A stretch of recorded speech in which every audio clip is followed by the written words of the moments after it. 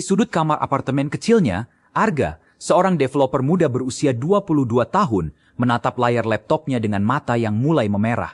Ia baru saja menyelesaikan kuliahnya di jurusan teknik informatika, namun merasa ilmu yang didapat di kampus masih jauh dari cukup untuk menghadapi proyek dunia nyata. Mimpinya sederhana namun ambisius, membuat sebuah aplikasi web yang bisa menampilkan informasi cuaca real-time untuk berbagai kota di seluruh dunia. Namun, ia sadar bahwa untuk proyek ini, ia harus menguasai Python lebih dalam dan belajar framework yang tepat, FastAPI. Awal perjalanan Arga tidak mudah. Ia memulai dengan tutorial dasar Python mempelajari tipe data, loop, fungsi, hingga konsep object-oriented programming. Namun ketika mencoba menggabungkan semuanya dalam satu proyek, ia merasa kebingungan. Banyak error yang muncul karena ketidaktahuan tentang cara menangani dependensi atau struktur proyek yang benar. Di titik inilah Arga menghadapi konflik pertamanya. Bagaimana ia bisa mengatur kode Python agar modular dan mudah dipelihara, sementara tutorial yang ia ikuti sebagian besar hanya memberikan contoh satu file. Solusi pertama Arga datang ketika ia mulai memikirkan konsep struktur proyek modular. Ia memutuskan untuk memecah proyeknya menjadi beberapa folder, roots, services, models, dan utils. Folder roots untuk endpoint FastAPI, services untuk logika bisnis, models untuk data model Pydantic, dan utils untuk helper functions seperti validasi dan formatting. Dengan ini, Arga bisa menulis kode yang bersih dan scalable. Sebagai tips praktis, ia menulis di jurnalnya, selalu pikirkan modularitas dari awal. Proyek kecil yang modular akan jauh lebih mudah ditingkatkan daripada proyek besar yang berantakan. Dengan struktur dasar siap, Arga beralih ke FastAPI. Awalnya, ia merasa framework ini terlalu cepat dan serba otomatis. Misalnya, dokumentasi otomatis dengan Radox atau kemampuan async yang mendukung performa tinggi. Tantangan berikutnya muncul, Arga belum terbiasa dengan konsep asynchronous programming. Setiap kali ia mencoba memanggil API cuaca eksternal, permintaan HTTP blocking membuat aplikasi terasa lambat.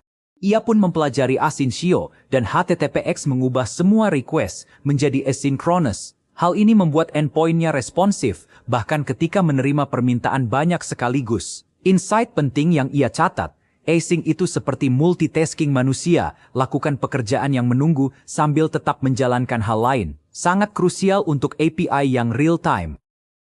Namun, tantangan terbesar muncul saat Arga ingin menambahkan fitur caching untuk mengurangi jumlah request ke API cuaca eksternal. Tanpa caching, aplikasi cepat sekali kehabisan kuota API. Ia mencoba berbagai pendekatan, mulai dari menyimpan data di memori hingga menggunakan Redis. Disinilah ia belajar tentang time to life, TTL dan strategi caching sederhana, menyimpan data yang baru diambil selama beberapa menit sebelum meminta data baru. Ia juga menyadari pentingnya logging yang baik dengan menambahkan logging untuk setiap request. Ia bisa memantau kesalahan atau performa endpoint secara real-time. Tip praktis, logging bukan sekadar debugging. Ini alat analisis performa dan pemeliharaan aplikasi di masa depan.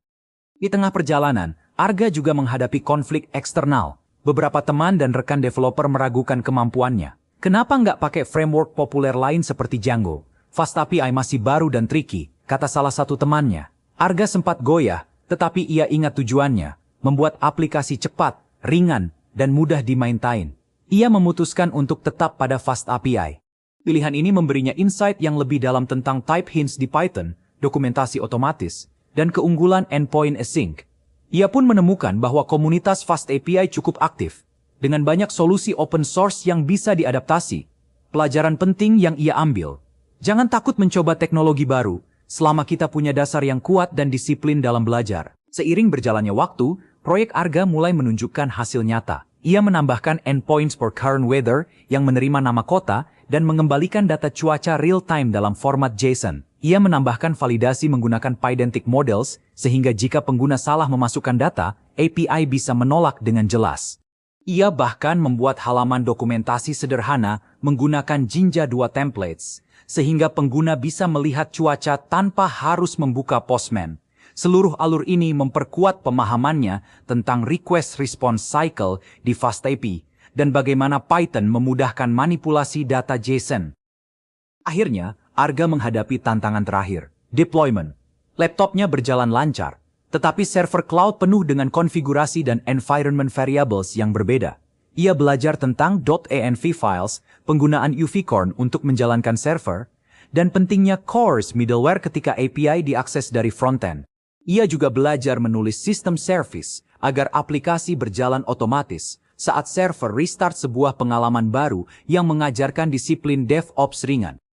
Setelah berbulan-bulan trial and error, Arga berhasil meluncurkan aplikasi cuaca kecilnya. Pengguna bisa mendapatkan informasi cuaca real-time, fitur caching menjaga API tetap hemat, dan dokumentasi interaktif memudahkan developer lain untuk memahami endpoint. Lebih dari itu, Arga merasa perjalanan ini memberikan pelajaran yang jauh lebih berharga daripada sekadar aplikasi yang berhasil dibuat.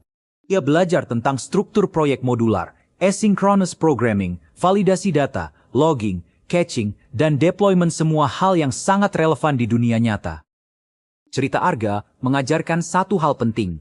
Belajar Python dan FastAPI bukan hanya soal menulis kode, tapi juga soal memahami alur kerja yang efisien, berpikir modular, dan menyelesaikan masalah nyata. Setiap error, setiap retry, dan setiap optimisasi adalah batu loncatan untuk menjadi developer yang lebih matang. Tips terakhir yang ia tulis di blog pribadinya. Jangan takut salah, jangan takut teknologi baru. Kombinasikan teori, praktik, dan refleksi. Proyek nyata adalah guru terbaik.